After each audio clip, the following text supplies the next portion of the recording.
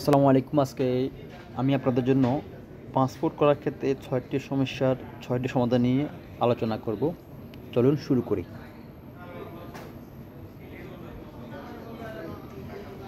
১, আমার অনলাইন আবেদনের পাসওয়ার্ড ভুলে গেছি, এখন কি করা উচিত? পাসওয়ার্ড পুনরুদ্ধারে নিম্নবর্ণিত পন্থা অবলম্বন করুন। অ্যাকাউন্টে সাইন ইন করুন, আপনার বিদ্যমান অ্যাকাউন্টে সাইন ইন করুন। সাইন ইন করার পর ওখানে যে অপশনগুলো আসবে ইউজার নেম, পাসওয়ার্ড, আপনি ওখানে ফরগেট পাসওয়ার্ড লিঙ্কে ক্লিক করবেন। নিচে দেখবেন ওই সাইন ইন করার নিচে লেখা থাকবে ফরগেট পাসওয়ার্ড, আপনারা ওই লিঙ্কে ক্লিক করবেন। দেন ইমেল অ্যাড্রেস প্রবেশ করুন, ইমেল চেক করুন, নতুন পাসওয়ার্ড আপনার ইমেলে প্রেরণ করা হয়েছে। 2,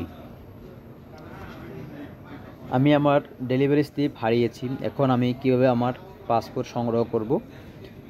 আপনাকে নিম্নলিখিত পদক্ষেপগুলো অনুসরণ করতে হবে।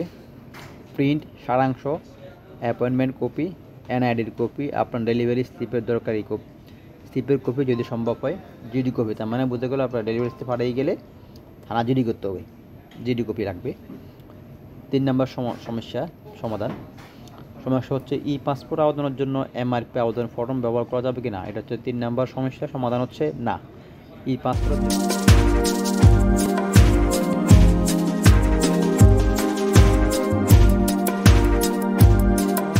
পাসপোর্ট আবেদন ফর্ম ব্যবহার করতে হবে, এটা আপনাকে ডাউনলোড করতে হবে।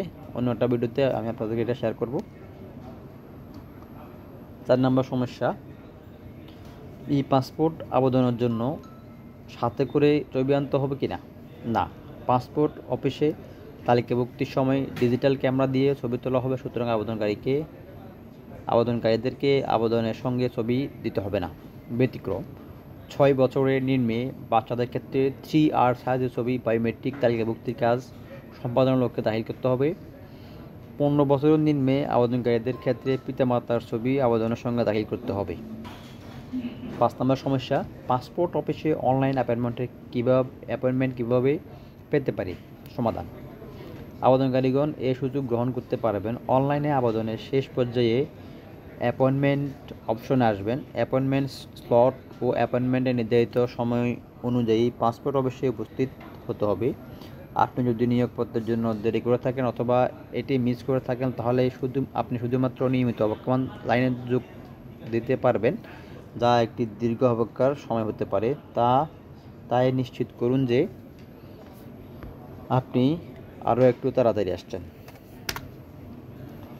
6 নম্বর সমস্যা একেবারে শেষ, তার আগে বলে নিচ্ছি, যারা এখনও আমার চ্যানেল সাবস্ক্রাইব করেন নাই, প্লিজ সাবস্ক্রাইব মাই চ্যানেল। আপনারা নিত্য নতুন ভিডিও পেতে আমার চ্যানেলটি সাবস্ক্রাইব করে রাখবেন যদি ভালো মনে হয়। 6 নম্বর সমস্যা হচ্ছে, আমি আমার অ্যাকাউন্ট মুছে ফেলেছি এবং আমার এনআইডি বা বিআরসি বার্থ রেজিস্ট্রেশন সার্টিফিকেট নম্বর দিয়ে একটি নতুন আবেদন জমা দিতে চাই, কিন্তু এটি কাজ করে না। আমি কি করতে পারি? এটার সমাধান হচ্ছে, কোনো পাসপোর্ট অ্যাপ্লিকেশন জমা দেওয়ার সাথে সাথে আপনি অনলাইন পোর্টাল অ্যাপ্লিকেশন ডেটা আর পরিবর্তন করতে পারবেন না। এমনকি যদি আপনি অ্যাকাউন্টটি মুছে ফেলেন এবং একটি নতুন অ্যাকাউন্ট খোলেন, আপনার অ্যাকাউন্ট মুছে ফেলার পর আপনি আপনার অ্যাপ্লিকেশন তথ্য, অ্যাপয়েন্টমেন্টের সময়সূচি বা অন্যান্য তথ্য অ্যাক্সেস করতে পারবেন না। আপনার যদি ইতিমধ্যে একটি নির্ধারিত অ্যাপয়েন্টমেন্টের সময়সূচি নেওয়া থাকে, তবে আপনাকে কী করতে হবে? অ্যাপয়েন্টমেন্টের তারিখ এবং সময়টিতে দয়া করে আপনার পাসপোর্ট অফিসে যোগাযোগ করুন। পাসপোর্টের জন্য তালিকাভুক্তির সময় আপনার আবেদনের ডেটাগুলো সংশোধন করা যেতে পারে। সঠিক তথ্য এনআইডি, বিআরসি বা পুরো পাসপোর্ট যদি থাকে অথবা অন্যান্য সরকারি নথি দ্বারা প্রমাণিত হতে হবে। আপনাকে কমপক্ষে আপনার অনলাইন নিবন্ধকরণ আইডি ও আইডি সরবরাহ করতে হবে, যা আপনাকে ইমেলের মাধ্যমে পাঠানো হয়েছিল।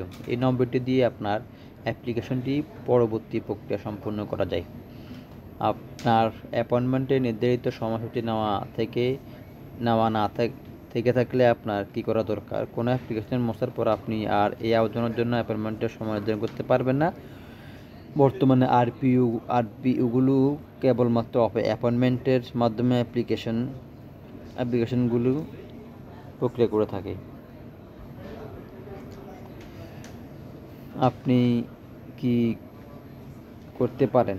1, আপনি যদি এখনও ফি প্রদান না করে থাকেন, নিবন্ধন জমা দেওয়ার পরে আপনার আবেদনটির মেয়াদ 200 দিন পর স্বয়ংক্রিয়ভাবে শেষ হয়ে যায়।